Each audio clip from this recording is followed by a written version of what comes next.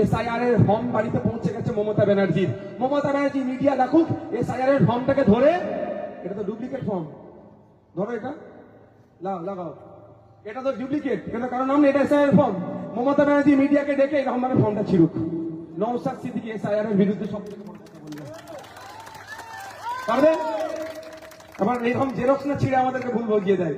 এই একটা দেবে খুব রিল ছুটি, ফেসবুকে রিল, এই দুজন আছে লাইভে ন্যাড়া হবে, একজন বোকা লোক সে ন্যাড়া হয়ে গেছে, আর যে চালাক সে কি করেছে ওখানে একটা কাগজ দিয়ে রেখে দিয়েছিল, কাগজটা ছিঁড়ে ফেলে দিক। তাহলে সর্বপ্রথম মমতা ব্যানার্জি এসআইআর এর বিরুদ্ধে যে যে আন্দোলনগুলো করবে কাউকে দেখতে পান আর না পান নওশাদ সিদ্দিকী মমতা ব্যানার্জির পাশে দাঁড়িয়ে কি পারবে? অত সহজ নয়। আমি বারবার বলছি রাজনৈতিক এসআইআর এর বিরুদ্ধে সংবিধান আর্টিকেল 324 তাকে মান্যতা দিয়ে যে এসআইআর হবে তাকে আপনি উপেক্ষা করতে পারবেন না।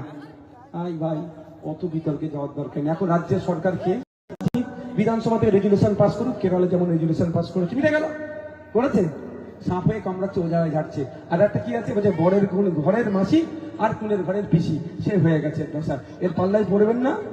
এই ডবল চাকরির নাম করে যারা বৈধ চাকরি তাদেরকে এখন চাকরিচ্যুত হয়ে গেছে, পাল্লা একদম পড়বেন না, কারো কথা শুনবেন না।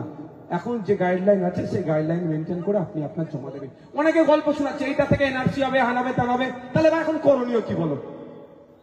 চলো ইলেকশন কমিশন ঘেরাও করে থাকবে, তার বেলায় নেই, শুধু ফেসবুকে